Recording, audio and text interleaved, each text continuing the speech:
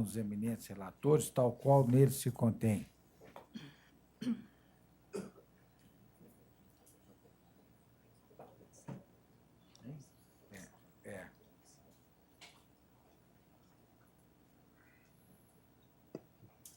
Processo judicial eletrônico de relatoria da desembargadora Maria Lúcia Cardoso Magalhães, número 3 da Sala das 13 horas, o ROPS 10.229.14/2017. Votam a desembargadora Denise Alves Horta, desembargador Paulo Chaves Corrêa Filho. Inscritos a doutora Marcela Aparecida Corrêa de Souza, pelo recorrente, e o doutor Alisson Diogo Quaresma, pelo recorrido, presentes. Boa tarde, doutora. Boa tarde. Excelentíssimo senhor desembargador. Só um minutinho, a doutora vai ler a conclusão. Desculpa. Talvez. O problema é achar os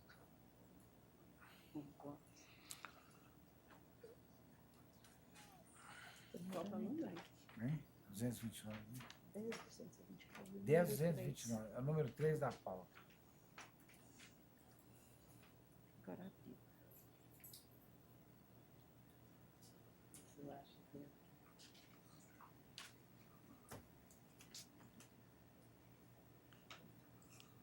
É Horto e Vera Lúcia, né? Isso. Só quer que adiante a conclusão aqui? Com êxito do recurso, por quanto próprio e tempestivo, preenche os demais pressupostos de admissibilidade. No mérito, dou-lhe provimento parcial para afastar a reversão da justa causa, bem como excluir da condenação a obrigação da reclamada de retificar a CTPS da reclamante, fornecer guias e ainda pagar as parcelas relativas à dispensa motivada, bem como a indenização por danos morais, sendo essas as únicas verbas objeto da condenação, absolvida a reclamada mera consequência improcedente dos pedidos iniciais, ficando invertidos os ônus de sucumbência, concurso a cargo da autora, isenta tudo nos termos da fundamentação da parte integrante desse dispositivo. Não, vou sustentar, não.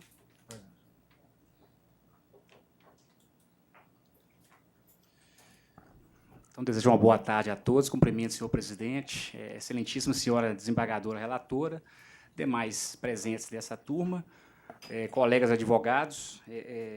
Com a máxima vênia, né, a proposta de voto da eminente relatora, né, a recorrida, outrora reclamante, né, discorda veementemente do voto que foi proposto, tendo em vista que o entendimento é que a pena capital da justa causa a essa hipótese, de certo, não se aplicaria, dada as questões fáticas que foram suscitadas ao longo de todo o conjunto probatório que foram produzidos nos autos. Se não vejamos essas questões, né?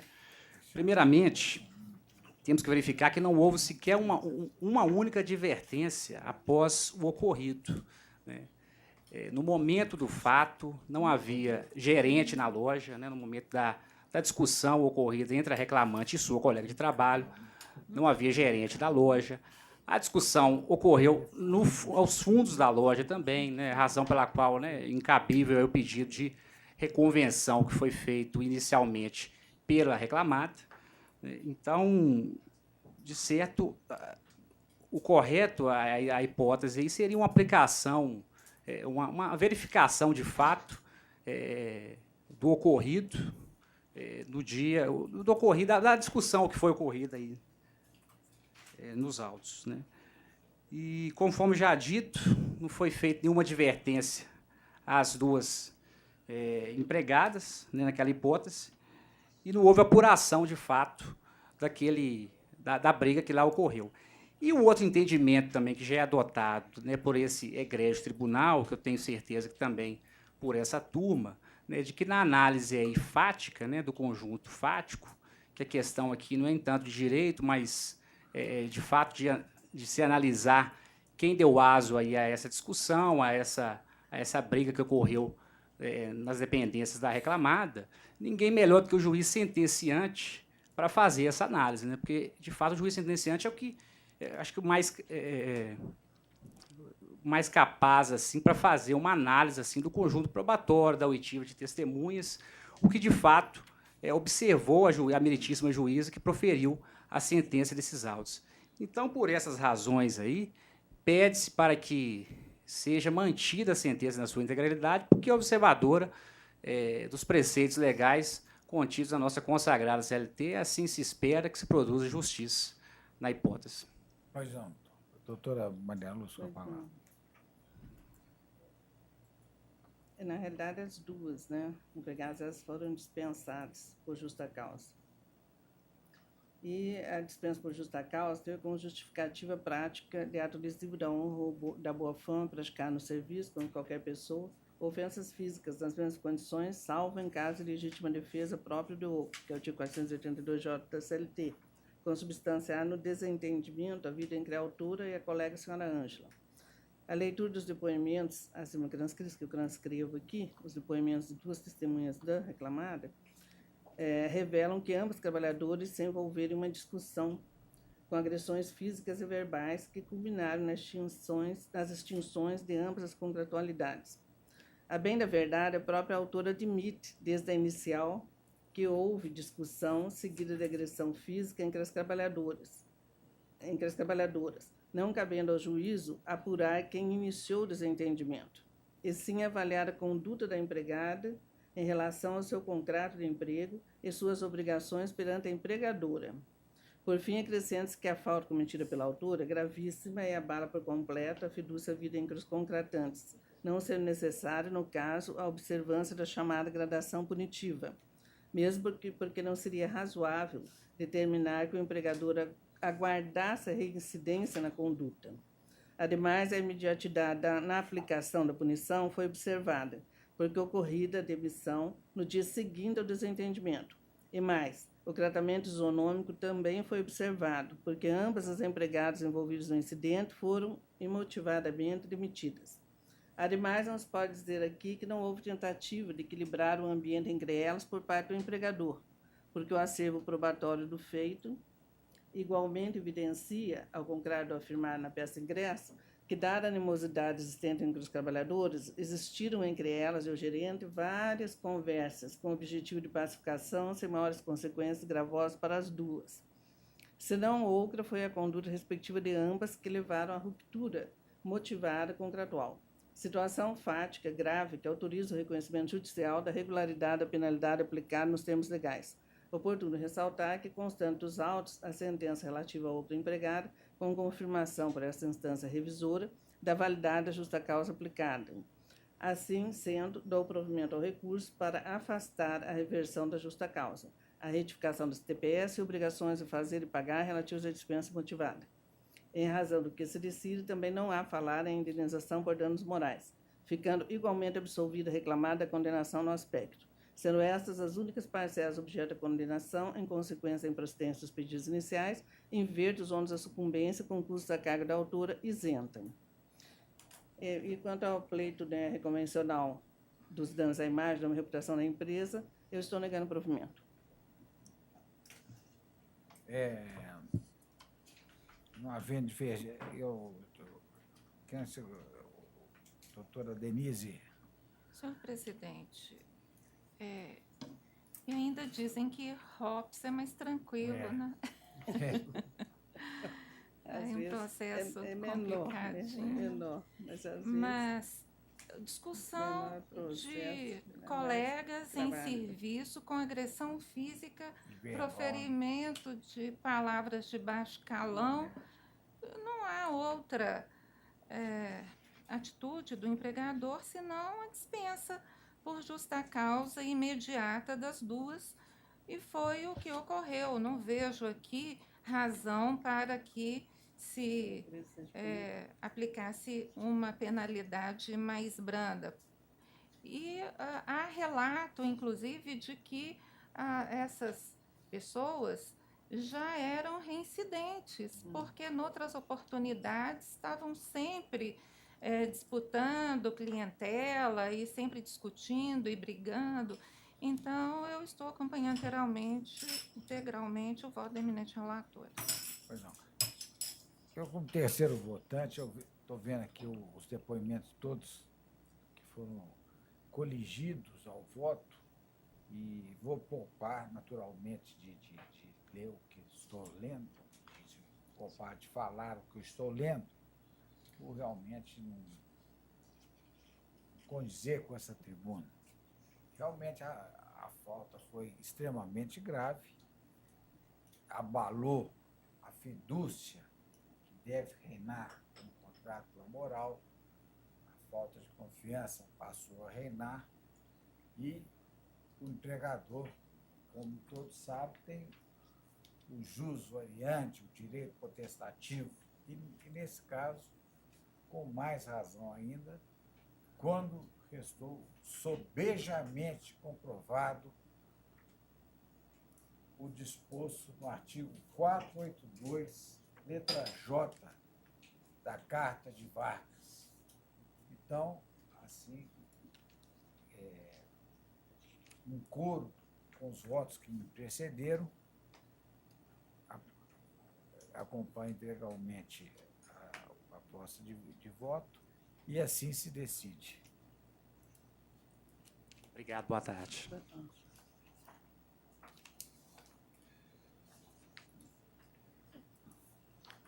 Processos de relatoria desembargadora Denise Alves Horta, número 17, da Sala das 13h05, RO 11.622.63/2016.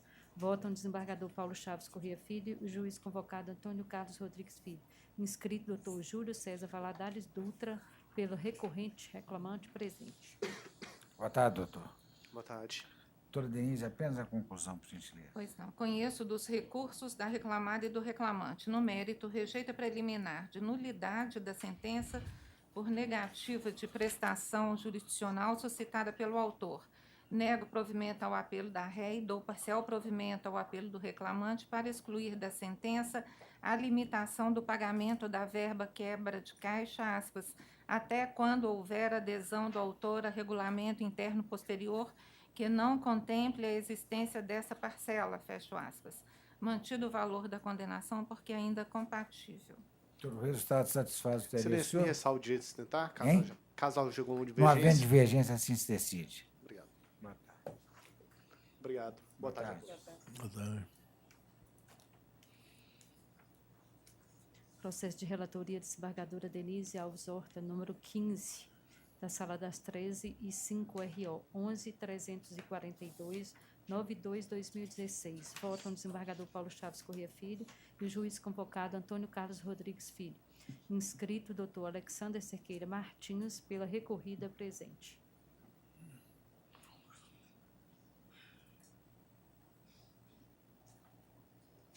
Boa tarde, doutor. Boa tarde. Doutora Denise, apenas a conclusão, por gentileza. Conheço do recurso ordinário do reclamante. No mérito, nego-lhe provimento. O senhor está Senhor interessado? presidente, como eu estou pela reclamada, O senhor aguarda divergência? exatamente. Não havendo divergência, assim se decide. Muito obrigado. Boa, Boa tarde. tarde.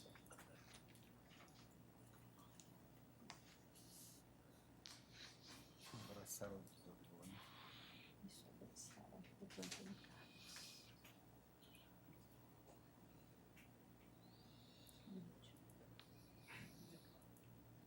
Processo de relatoria do juiz convocado Antônio Carlos Rodrigues Filho. Número 6, da Sala das 13h15, URO 10.217.79/2016. Votam a desembargadora Maria Luz Cardoso Magalhães e a desembargadora Denise Alves Horta. Inscrita a doutora Mariana Braga Duarte, pelo segundo recorrente presente. Boa tarde, doutor. Boa tarde. Doutor Antônio Carlos, apenas a conclusão, por gentileza. Só um minutinho, espera. Ah, pode. Vai chegar na tempo.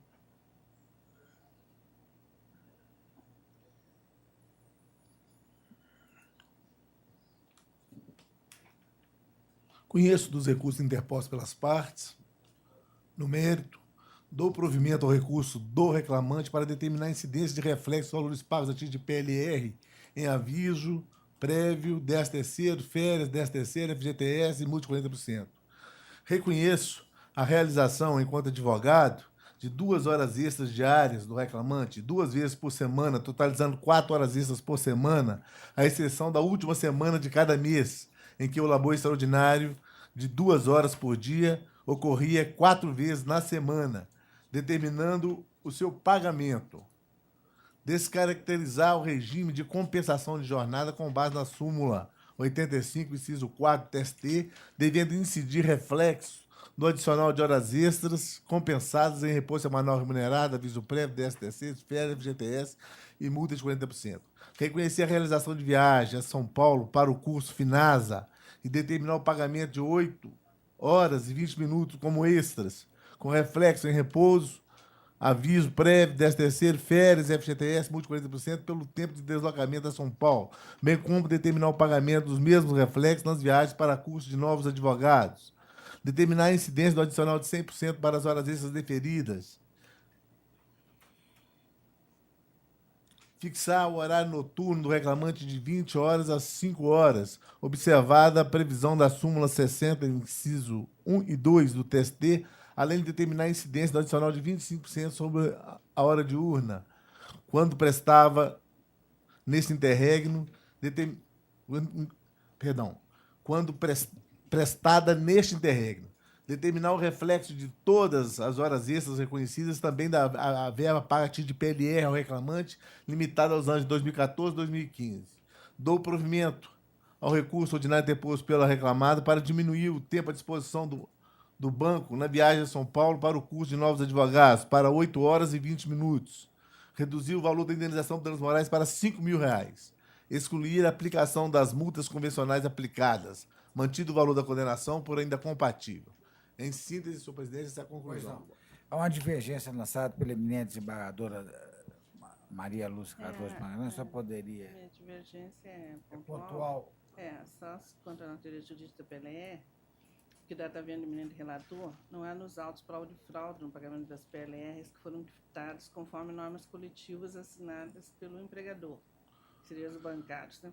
A emenda do processo da minha relatoria, que não escrito no voto, diz respeito à situação diversa. Aqui, o fato do reclamante pertencer à categoria profissional diferenciada não desnatura a natureza indenizatória da PLR corretamente quitada. Então, eu estou negando o provimento do recurso do reclamante no aspecto.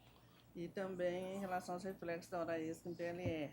A PLR é prevista coletivamente com base em verbos de natureza fixa, nas quais não se incluem as horas extras.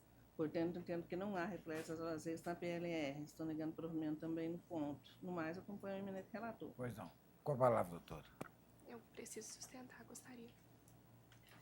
Então, excelentíssimo desembargador, na pessoa de quem cumprimento os demais presentes, boa tarde. Com satisfação que eu falo dessa tribuna, sustentando as razões do reclamante, Luiz, nos autos em que contende com o Banco Bradesco seu ex-empregador.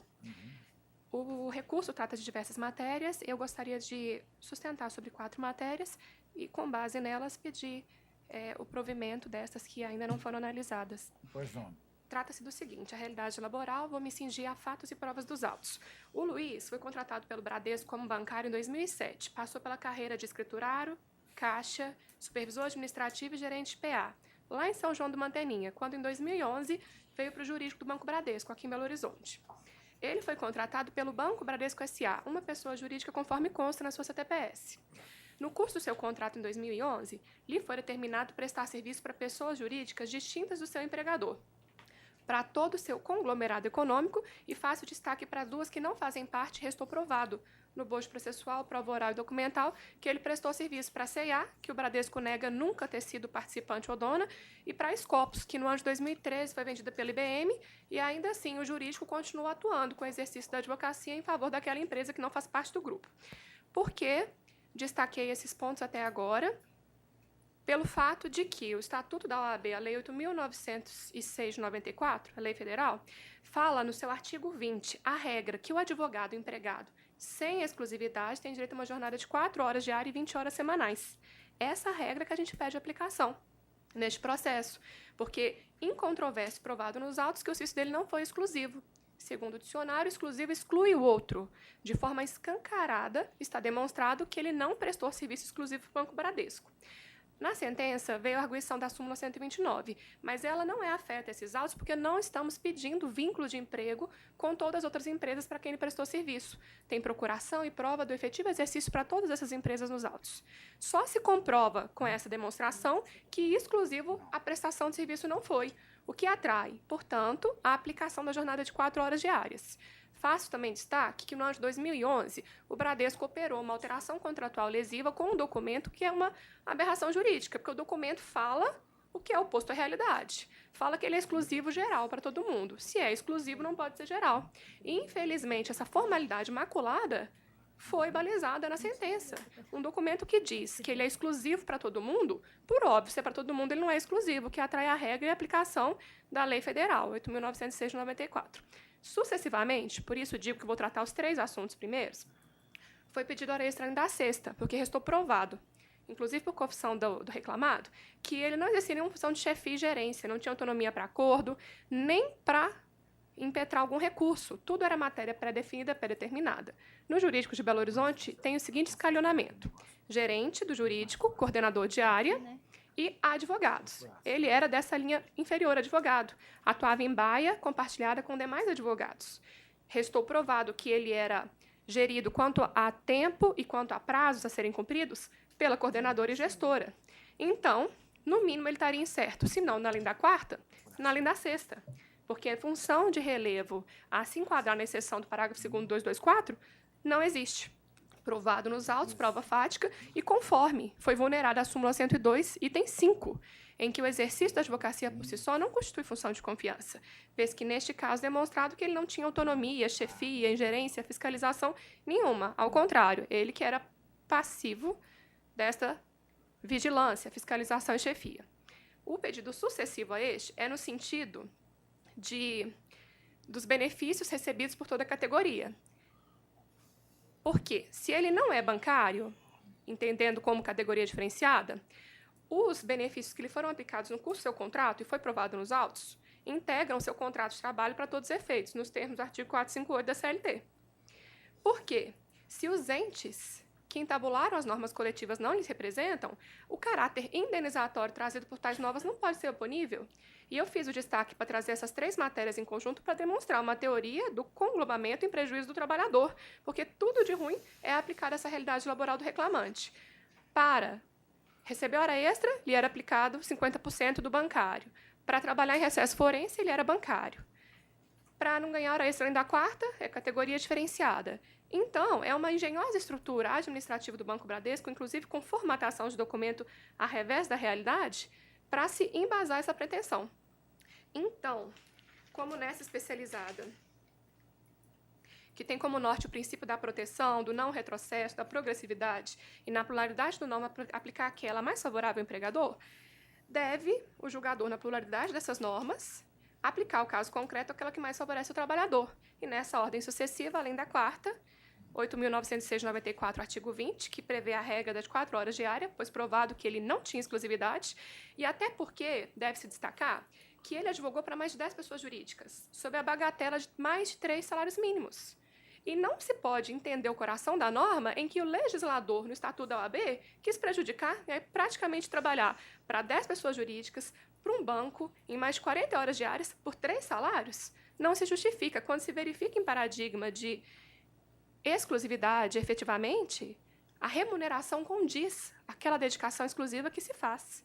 Neste caso, quem escancarou e vulnerou o contrato de trabalho foi o próprio empregador, na medida em que ele mandou prestar serviço para outras pessoas jurídicas, o que descaracteriza uma exclusividade e atrai a regra. Então, neste sentido, eu peço a verificação da proposta de voto quanto a esse pedido, esses 3 pedidos, o além da quarta, além da sexta, com base no 224, parágrafo no caput, e afastando o parágrafo 2º, ou mesmo a integração dos benefícios coletivos, por conta desta realidade que deflagra, com as provas dos autos, conduzir ao deferimento. E um outro pedido que eu peço destaque é a equiparação salarial, que ficou comprovado nos autos que a advogada Sheila passou a função de advogada trabalhista em setembro de 2013.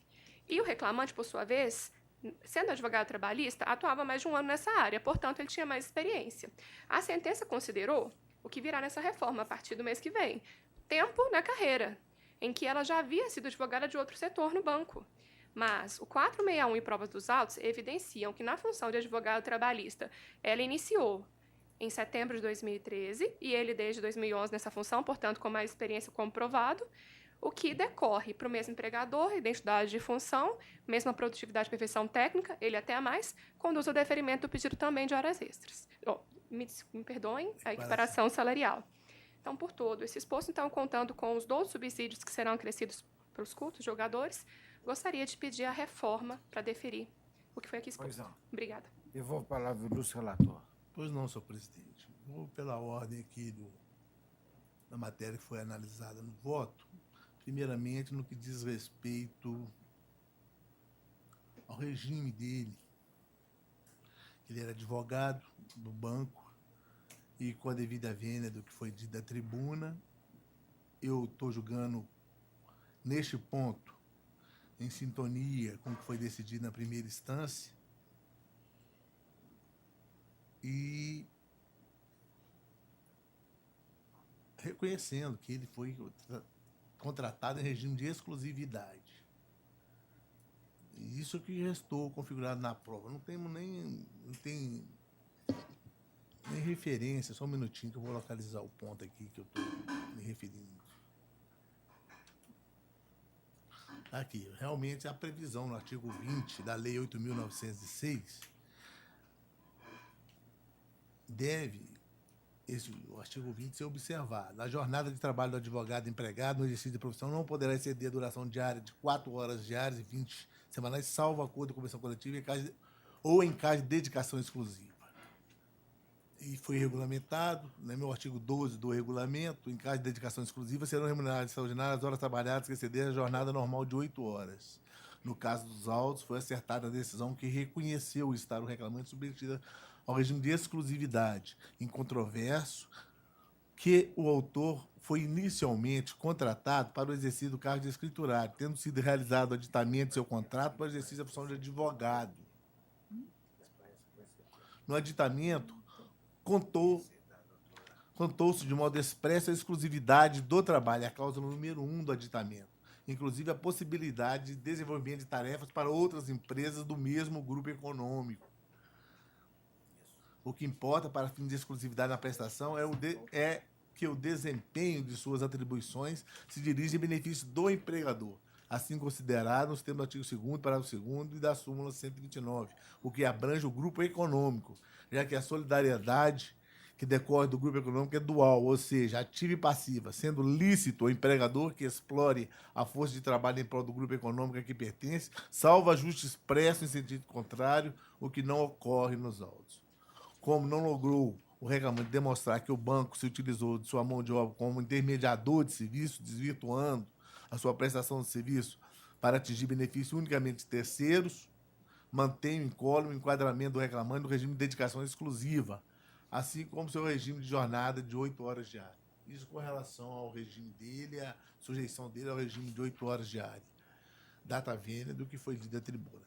E estou aqui nos itens seguintes, com relação à integração dos benefícios, isso aí, ele era advogado, estou enquadrando ele como advogado, equiparando ele, sim, jurisprudência para isso, como uma forma de categoria diferenciada. Ele não era bancário, realmente, a partir do momento que ele recontratou a empresa sua condição de advogado, ele deixou de ser escriturário. E com relação à equiparação salarial, vamos voltar aqui nos fundamentos. O autor requeriu o pagamento das diferenças salariais em decorrência de equiparação salarial com o paradigma Sheila Blanco Rodrigues Torres.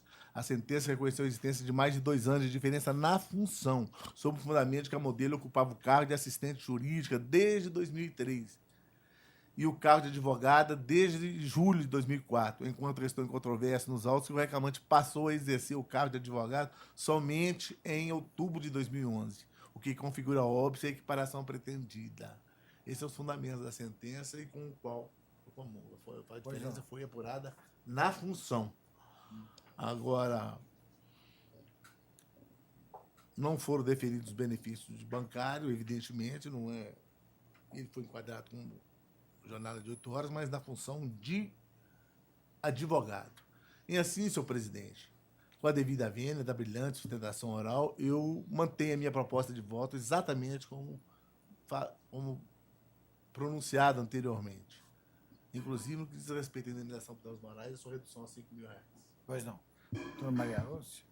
A doutora Maria Lúcia fez a divergência. Acompanhando parcialmente Isso, o tá. relator. Doutora Denise. Apenas Estou acompanhando a divergência, presidente, quanto a porque divergência PLR. está em sintonia com o que eu venho decidindo no que respeita a PLR apenas, né? Tendo que nesse caso aqui se aplica o instrumento coletivo, porque ainda que ele não pertença à categoria dos bancários, mas naquilo que é próprio ali ele faz jus, né? Quando mais favorável. E, neste caso aqui, não há que se falar em aplicação da natureza salarial à PLR, que é um instrumento coletivo assim não prevê, e os seus reflexos também em horas extras entendo que não se aplicam, tendo em vista que um instrumento coletivo faz referência à base de cálculo da PLR como sendo as parcelas fixas, de natureza salarial fixas, recebidas, e as horas extras não são parcelas fixas. Então, eu acompanho a divergência. A decisão é por maioria, vencido presidente. parcialmente Eu faço adequação. Só faz com relação à adequação. PLR, e Isso. fico vencido. Tá. Fico vencido Faz e adequação. mantenho o voto. Assim se decide. No caso, eu vou ter que retificar isso aqui já. Então é. Isso. Vencido relator. No que taxa isso aqui.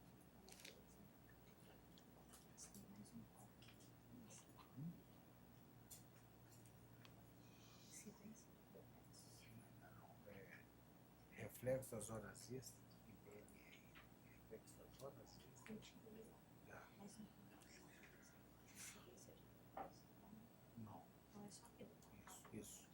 Porque o reflexo é a hora extra. PLR. Isso, A incidência.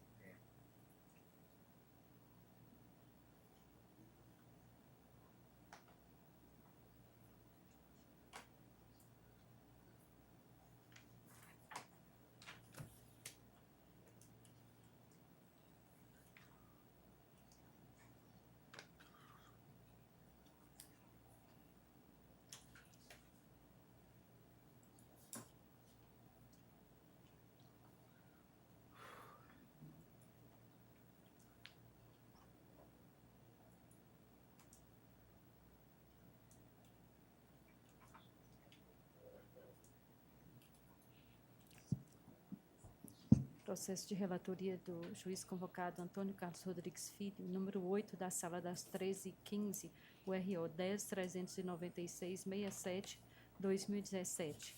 Votam a desembargadora Maria Luz Cardoso Magalhães e a desembargadora Denise Alves Or. Inscrito Dr. Luiz Eduardo Oliveira de Sá, pelo segundo recorrido, presente. Boa tarde, doutor. Boa tarde. Boa tarde. Apenas a conclusão, por favor. Conheço do recurso interposto e no mérito dou-lhe parcial provimento para declarar a ilicitude da terceirização e determinar o retorno dos autos à origem para análise e julgamento dos consectários da relação empregatícia com a primeira ré, com a responsabilidade solidária do segundo réu, frente ao princípio da isonomia que norteia o direito justo trabalhista, para evitar a supressão de distância, prejudicado o exame das demais pretensões recursais. Em síntese, eu voto. Então, eu vou ter que aguardar o retorno dos autos, aí o senhor se reserva para falar na próxima sessão. Sim, mas todo mundo vai acompanhar o voto, relator? Não há divergência, não. Obrigado, excelência, então. O senhor entendeu? Não vai retornar. Eu sei, eu entendi. Origem, aí o senhor se reserva o direito de manifestar na próxima sessão. Não, ok.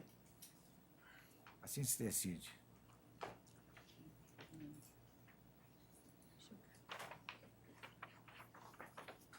Isso. Tem um ausente. Boa tarde. Chamador advogado presente. E tem esse aqui está ausente, esse aqui está presente. Não tem divergência pessoas. Pode chamar. Pode chamar o que está presente. Processo de relatoria do juiz convocado Antônio Carlos Rodrigues Filho, eu número 12 da Sala das 13h15, o AP 10.650.40/2016. Voto a desembargadora Maria Luz Cardoso Magalhães e a desembargadora Denise Alves Ouro. Inscrito o doutor Lucas Sicarini Saper Maia, pelo agravante presente. Boa tarde, doutor. Boa tarde. Doutor Carlos, apenas a conclusão. Pois não, senhor presidente.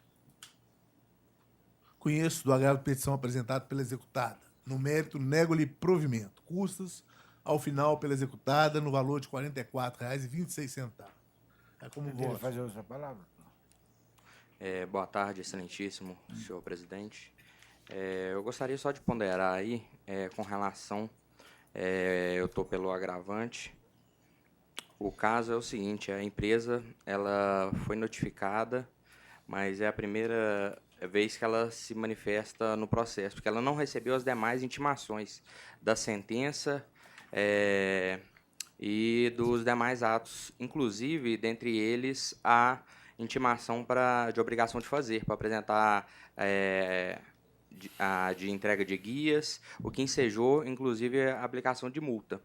A empresa, ela, em todos os processos, ela é representada por advogado, inclusive foi até enumerado, são poucos processos que ela responde, mas ela sempre atuou. E, nesse caso, por algum problema do Correio, na cidade de Lajinha, ela não recebeu as demais intimações, o que impossibilitou ela de recorrer e também dos demais atos. Com relação a um pedido de compensação aí, a própria reclamante anexa um termo de rescisão de contrato de trabalho que comprova o pagamento de verbas, saldo de salário, 13º proporcional, férias proporcionais, e só que não foi reconhecido pelo juízo esse pagamento. Aí eu peço essa compensação e também que fosse decotado esses valores já pagos, e também a não aplicação das multas do artigo 467 e 477, parágrafo 8º. Senhor presidente, Pois não, devolvo a palavra. com relação à citação, o AR de ID comprova a entrega da notificação ao destinatário.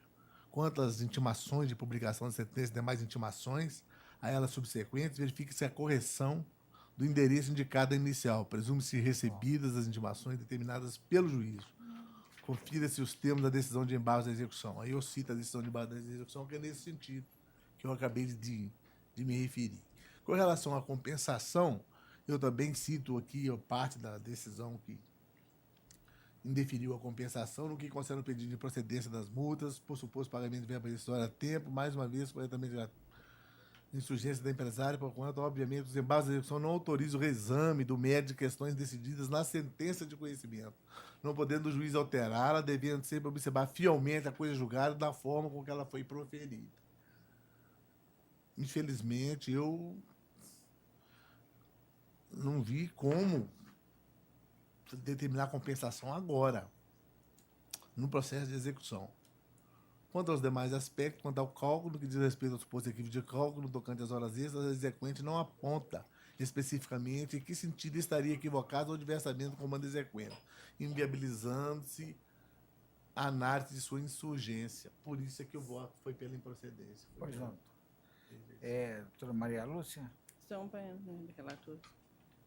Também acompanho. Assim se decide. Boa tarde.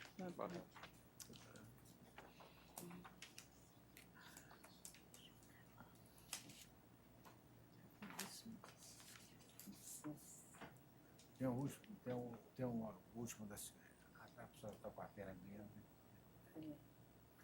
Processo de relatoria do juiz convocado Antônio Carlos Rodrigues Filho, o número 26 da Sala das 13h15, o ROPS 11.190.02/2017. Votam a desembargadora Maria Lúcia Cardoso Magalhães e a desembargadora Denise Alves Ouro. Inscrito doutor Guilherme Arantes Gontijo de Amorim, pelo recorrente ausente. Doutor, apenas a conclusão. Pois não, senhor presidente. Conheço, no mérito, nego provimento ao recurso, adotando as razões de decidida da reverenda sentença. Não havendo divergência, assim se decide. Uma vez encerradas sustentações orais atinentes dos processos virtuais, proclama a unanimidade dos resultados dos demais julgamentos na forma da propositura de votos dos eminentes relatores, tal como ele se contém. Vamos à divergência. Só quer ser por último, doutor? Só quer rodar um pouco?